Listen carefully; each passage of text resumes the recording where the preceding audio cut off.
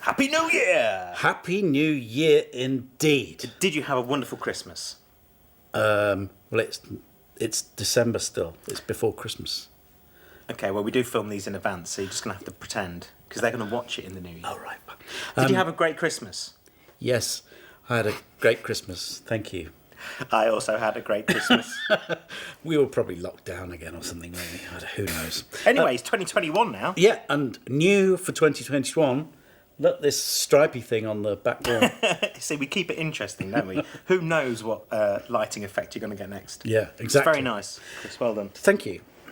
And today, on a Monkey Monday for 2021, I want to talk about photography. And I get a lot of people, a lot of clients of ours, asking what camera they should buy.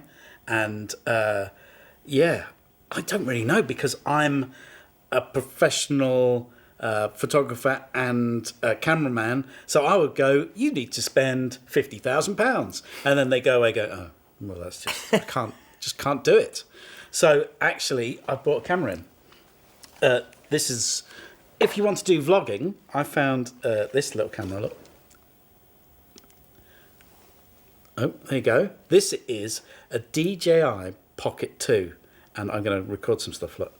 Say hello, Matt. Hello, Matt. So, if you want to do vlogging, if I triple tap that, look, we could do vlogging like this. Oh, that's nice, isn't it? Why do we bother with all this fancy setup? We I could don't just know. do it like this. Well, exactly. I mean, this is a thing, a lot of people want to try and do vlogging, and I often go, just use your phone, because it's kind of easy. And then I found this, and it's even easier.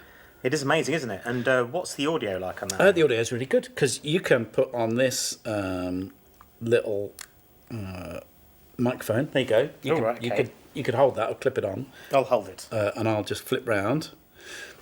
And then you can do a piece to camera, Matt, quite easily. Onward, Christian soldiers. I don't know the rest of the words. Marching us to war, I think Oh, was there the you thing. But this whole setup with the mic and the extra bit is about 400 quid. And every other piece of camera gear that I recommend, every DSLR kind of thing, starts at about 800. So if you're trying to do a vlog, I would definitely check out the DJI Pocket 2. That is my tip for 2021. That's a great tip, and it is an amazing piece of gear. Yes. You're going to use it more, aren't you? You're going to do some small ad hoc bits to camera. Yeah, I've already used it quite a bit, and it's really powerful, and it's really easy, and that is the main thing, because when you're doing a vlog, you need to be just concentrating on what you're saying rather than having to deal with technology. And the second piece of advice, obviously people asking me for cameras when they're trying to put images on their website, and I don't want to give an idea of what camera you should buy, because I think most people have the cameras that they need, and that is with an iPhone. Because here's a picture of my garden just before all the leaves came off the trees. And I tried to put myself in the situation of maybe a garden designer, or my garden's not that great, but this is the picture that they would take of my garden. And you go, well, that's fine. I'll just stick it on the website. But that is what most people do when they try and produce images for their own website. They just go, I've finished the job. I'm going to take a picture. I'm going to run away. But really, rather than buying equipment, you should think like a photographer, because imagine if you hired a photographer to come in and take a picture of a job you've just done, and they go, oh, I've got 1 minute. Okay, yeah, taking a picture. Right, okay, see you later. You wouldn't pay them money, would you? So I would suggest you take your iPhone, and then what I did was walk around my garden and take pictures that a photographer might take. So get some foreground, have a wide angle lens, go to angles that you don't normally stand at, because most people, when they take pictures, they just take the picture from their eye level. They just go, yeah, I've taken a picture of that, that's fine, that'll show all my workmanship. But go very low to the ground, have a big rock in the foreground, go under a tree. That tree is about 6 foot, 10 foot tall. You have to really crouch to get on underneath that, but blocks out most of the sky and does something interesting in the frame. Maybe if you're doing a garden, the best picture is from the other end. So you really need to explore the place where you're trying to get pictures from, because that is much better than the picture looking the other way, because it's got my house in the background rather than a fence and a shed. So it's all about thinking about what you can stick in the foreground of frame. This is a kid's old knackered bike. And this one, guess what that is? That is a trellis for your vineyard. No, that's a kid swing. Ah, I was close. But you see, you get my point on this, that most people just think it's down to the camera. It's not. You could give a really bad camera to a decent photographer and they would get a good image out of it. They say the same with good guitarists. You know, a good guitarist can make any guitar sound good. Oh yeah, like I'm a bad guitarist. That's what I've learned. I can't even make expensive guitars sound good. like that C6 Steve bloke who just has a single string and a box of something or other. And there you go. Yeah, There you go. Evidence, that is. I think it's really interesting, and I think the other thing to really focus on is what is the focus of your image and what you're trying to do.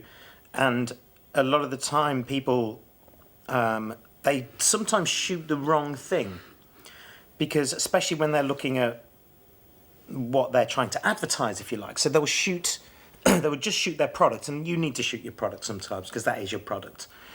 But a lot of the time, it's how that product might make you feel and what it does for you, and getting like the reaction of a person or them using the product in some meaningful way. Can really change that type of photography. So including people into your photography can really change your brand message.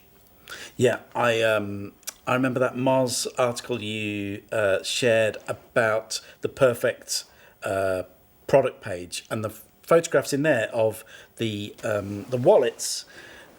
You need to have some which are just the wallets on white and all that kind of stuff, but just people getting them out of their pockets and just showing them in real context makes a massive difference. Yeah.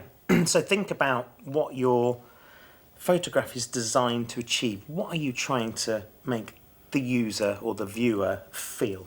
Yeah. Really key. And I think it's, in general terms, it's all about slowing down. Like everyone goes, I need some pictures for this, and they just go bosh, bosh, bosh. It's just, they just haven't thought about what images they're actually taking at all.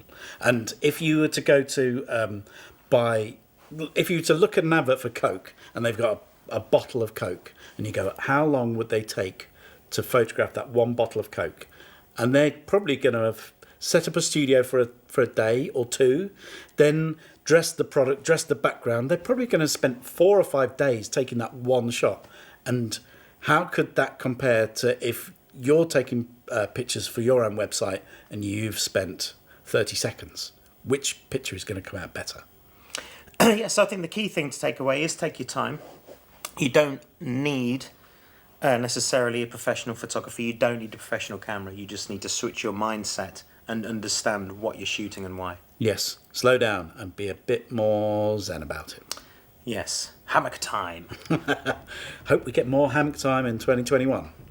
We're in 2021. Yeah, that's what I meant. Yeah. Just so you know. Okay, fine. All right. See you. Bye.